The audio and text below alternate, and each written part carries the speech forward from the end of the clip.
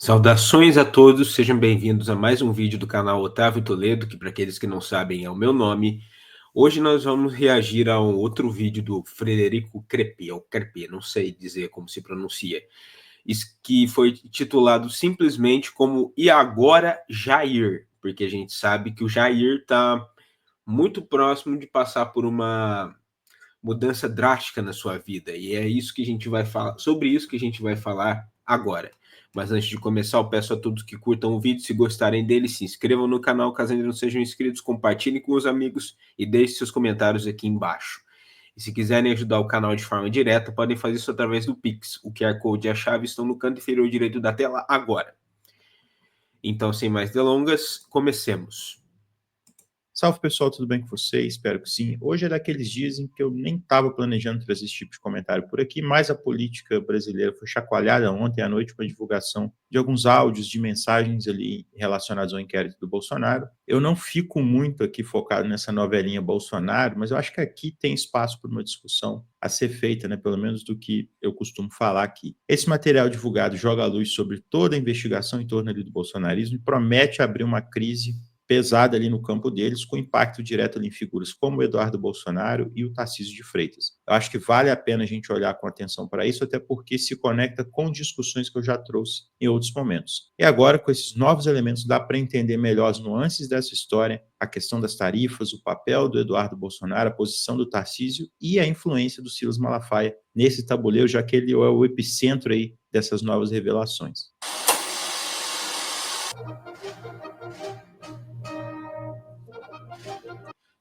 O que é uma coisa que não chega a surpreender, porque a gente sabe que o campo do bolsonarismo ele é muito controvertido e ele é muito com os nervos à flor da pele o tempo todo. Então, esse pessoal, para eles brigarem, é isso aqui.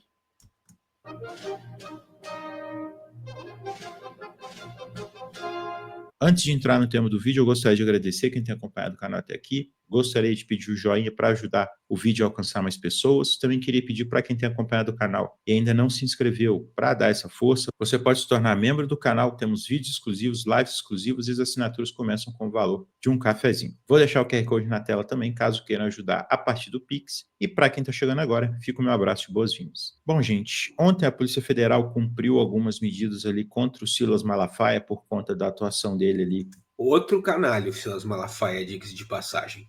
É um tremendo canalha, o mercador da fé sem vergonha nenhuma.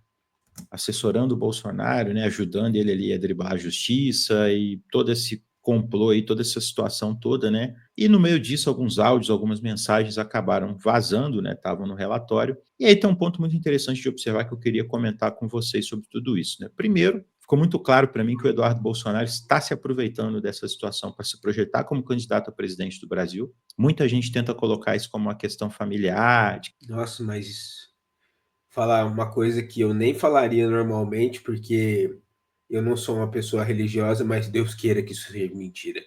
Porque aguentar outro Bolsonaro na presidência é para acabar com qualquer um.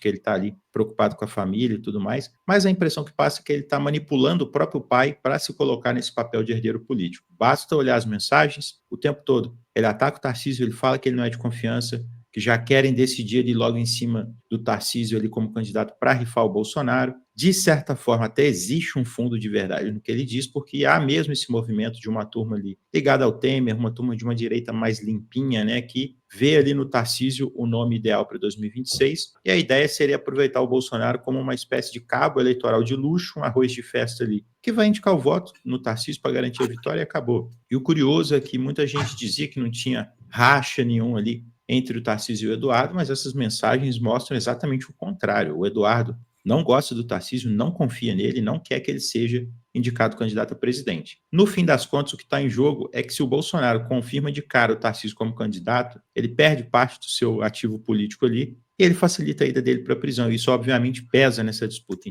E também arruma uma bela de uma crise familiar, eu imagino. Porque se o Eduardo Dudu Bananinha não quer que o Tarcísio seja indicado, então se o Bolsonaro pai fizer isso, ele vai acabar arrumando para a cabeça dentro do seio da família dele.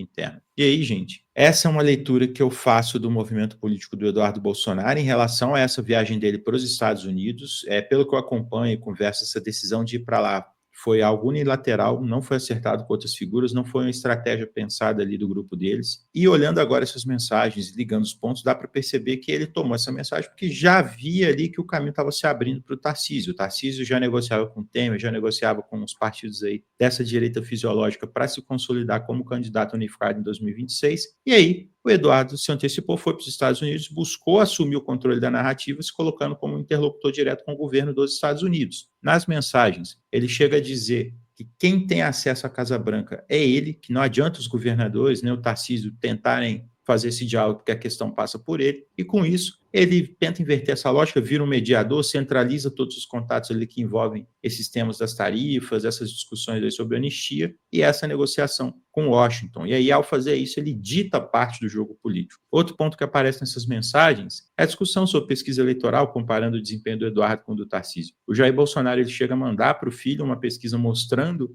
que ele perde para o Lula e tem desempenho ruim, e o Eduardo responde de forma irônica, até debochando do pai. Inclusive tem uma mensagem lá que ele xinga, manda ele tomar naquele lugar, e é magnífico, né? Família tradicional brasileira aí, né, gente? Essa família aí, eu já imagino que a coisa lá dentro seja complicada já naturalmente. Então, uma indicação do Tarcísio como candidato à presidência poderia fazer saírem esqueletos desse armário aí. E aí isso reforça a ideia de que ele realmente está se colocando como candidato, né? Quando ele produz aquele vídeo ali com um tom nacionalista, falando de Vargas, do Jango, falando do JK, aquilo soa como um ensaio de pré-candidatura presidencial. E para mim, como eu falei, não é só uma questão de proteger o Bolsonaro, mas é uma postura do Eduardo aproveitando o momento para tentar se firmar como verdadeiro herdeiro político e se lançar como candidato a presidente. E aí, como eu já tinha comentado antes, existe sim esse receio dentro da família Bolsonaro, do Tarcísio ser lançado candidato e deixar ali o Bolsonaro de lado, por conta dessa aliança, dessa conversa do Tarcísio ali com outros atores políticos, outros grupos políticos. O Tarcísio é visto como o nome ideal ali para setores do mercado, banqueiro, Faria Lima, porque ele poderia tocar uma agenda mais alinhada com o interesse deles, seria o candidato dos sonhos de boa parte da elite brasileira, só que essa operação exigiria uma certa pacificação com o Supremo, porque esse clima de guerra institucional constante não interessa a esse grupo. Isso trava a pauta econômica, política que eles querem ver avançar. A própria presidência do Bolsonaro mostrou isso, né? Mesmo ele tendo conseguido aprovar ali reformas como a da Previdência, autonomia do Banco Central, privatização da Eletrobras, esse conflito permanente com as instituições eliminava o ambiente político para avançar mais. O Bolsonaro queria viver no confronto, nesse confronto direto, né? Ele queria viver no confronto esse tempo todo, porque é basicamente essa retórica que garante a sobrevivência política dele. O Bolsonaro vive para ser confrontacional. Ele vive em nome do confronto, especialmente contra aqueles espantalhos que eles mesmos criam, especialmente com relação à esquerda, e ele tem que se manter beligerante para continuar sendo relevante no cenário político nacional. Mas é claro que isso tem um preço. Enquanto o Tarcísio ele é visto como alguém capaz de avançar nessa agenda de reformas mais radicalizada, só que sem o Bolsonaro, sem esse elemento do conflito. E o problema é que o bolsonarismo ele precisa do conflito para sobreviver, por isso que tem essa questão mais familiar ali que eles querem afastar, né? Que a lógica que sustenta eles é a seguinte, ó, eles não entregam resultado, eles não vão conseguir entregar resultado, a política que eles defendem não entrega crescimento econômico, não entrega geração de emprego, então eles precisam falar que foram sabotados, ficar gerando conflito o tempo inteiro para poder não responder a essas dificuldades. Esse é o motor político do bolsonarismo. Então, assim, o receio da família não é tão infundado assim. Existe essa disputa que não é tão fria assim entre o Eduardo e o Tarcísio, e agora fica a questão: qual vai ser a posição do Tarcísio nesse cenário? Porque se ele rompe com o Bolsonaro, ele acaba politicamente. Essa leitura que a grande mídia tenta emplacar, eu vi agora, inclusive, na coluna da André Sadi, falando que o Tarcísio poderia ser lançado sem o apoio da família Bolsonaro. Isso não se sustenta, gente. O Tarcísio ele não teria voto para ganhar sem o respaldo do Bolsonaro. Hoje, quem dá as cartas na direita, quem tem o poder real de transferir voto, continua sendo o Bolsonaro. E o Eduardo sabe disso. Por isso que ele está forçando o jogo para ser o escolhido e não deixar o caminho livre para o Tarcísio. E o segundo ponto que eu queria trazer aqui é a questão do Malafaia, dos áudios, das mensagens que ele manda, né? É muito curioso porque, primeiro, eles acabam sendo usados pelo Trump como justificativa política para impor as tarifas e o Malafaia praticamente se orgulha disso. Eu acho isso nojento. O cara se orgulha de ser um vassalo do Trump. Isso é Os caras se orgulham de estar prejudicando o próprio país. Aí fala para mim se dá para acreditar no nacionalismo de gente assim. Se o cara é nacionalista de verdade, ele quer ver o país prosperando, ele não quer ver o país sendo prejudicado, dilapidado do jeito que tem sido com essas tarifas. Então, não tem essa de serem nacionalistas de verdade, não. Isso é tudo retórica, é tudo bravata.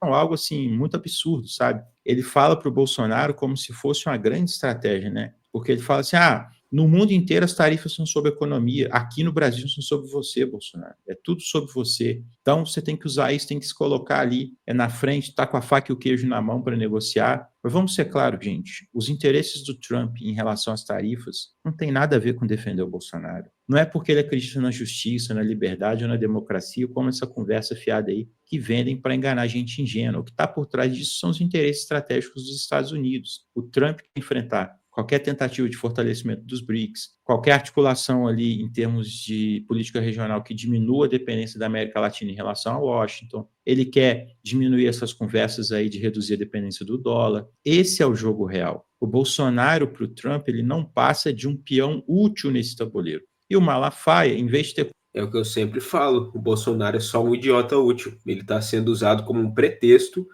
para esse ataque do Trump aos BRICS e o aumento da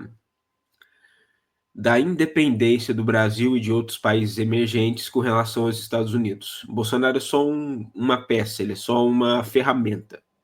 Consciência disso, ele se orgulha do papel de capacho, transformando uma ação de submissão a interesse estrangeiro em motivo de celebração. Vocês lembram daquele vídeo do Eduardo Bolsonaro que eu comentei antes? Aquele lá que ele tenta se colocar como nacionalista, conciliador, citando Vargas, Jango, JK, ditadura, com esse discurso de união nacional, que parecia, né, um vídeo de pré-candidatura presidencial? Pois é, o Malafaia odiou aquilo. E aí isso mostra bem a real natureza dessa movimentação política e ajuda a entender também como que o Trump se aproveita disso. E aqui eu volto num ponto que eu sempre falo.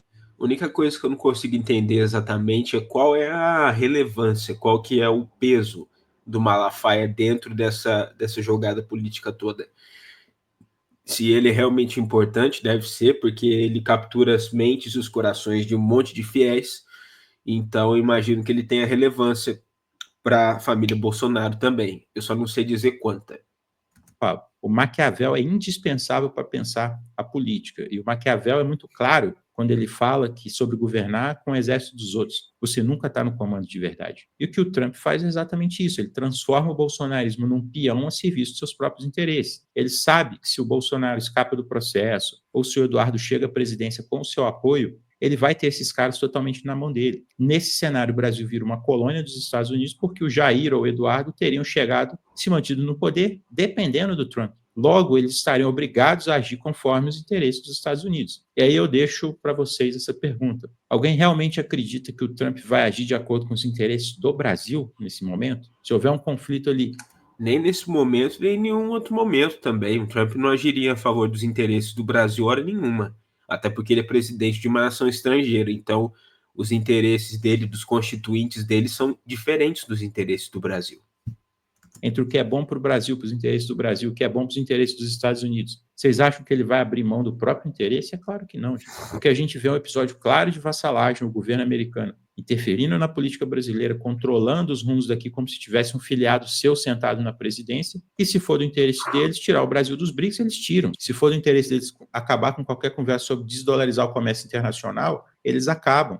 Se for do interesse deles abrir um acordo de livre comércio que permita aos Estados Unidos encher os mercados brasileiros com seus produtos, destruir a nossa capacidade produtiva, eles fazem, então não tem dúvida. Então, não sejam ingênuos. Nesse contexto, o que está em jogo é a busca por uma posição de destaque só para servir como vassalo do governo dos Estados Unidos. E para encerrar, eu queria trazer só duas questões rápidas que não podem passar batido. Primeiro, essa história toda escancara que não existe nenhuma preocupação real com as pessoas presas por conta do 8 de janeiro. Nas conversas entre o Eduardo e o Jair, fica claro que o foco é salvar a pele do Jair, salvar a pele do pai ali e pronto, e acabou. E salvar a pele da família.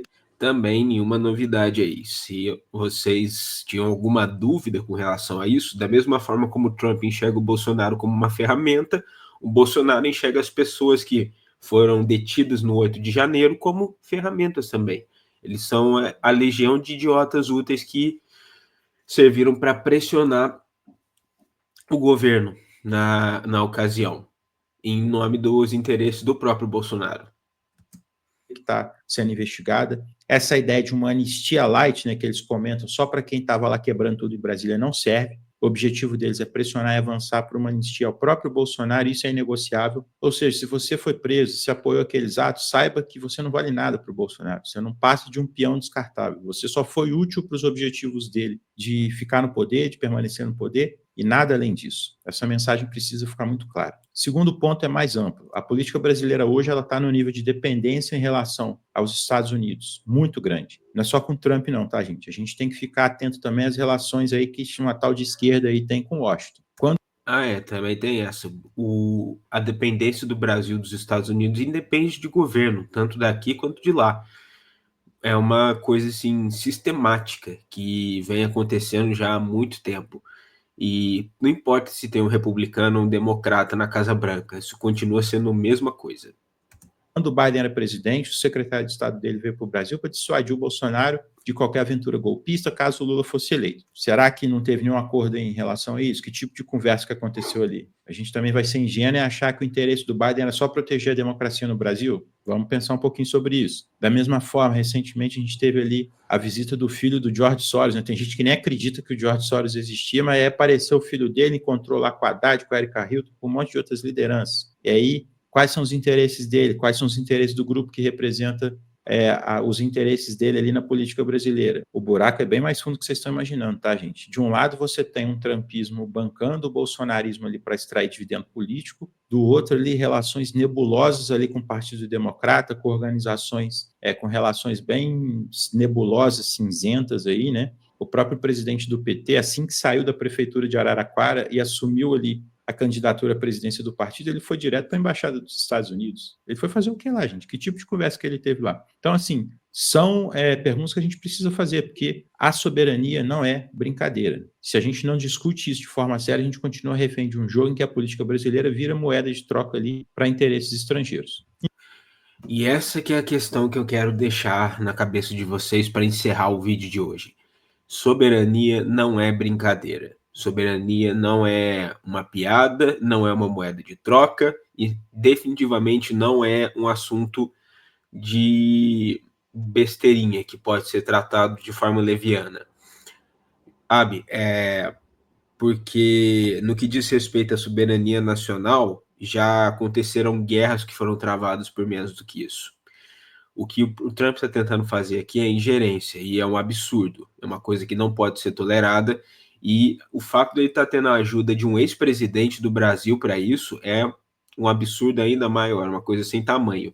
Eu espero que Bolsonaro nenhum volte à presidência, nem pai, nem nenhum dos filhos, porque o que eles estão fazendo, como eu sempre falo, é lesa pátria e isso é um crime. Mas enfim, o que vocês acharam dos comentários do Frederico e dos meus? Escrevam aqui embaixo nos comentários do vídeo.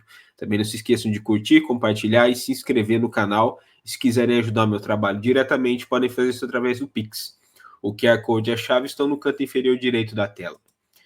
Um grande abraço a todos, agradeço muito por terem assistido e verei a todos novamente no próximo vídeo do canal. Valeu!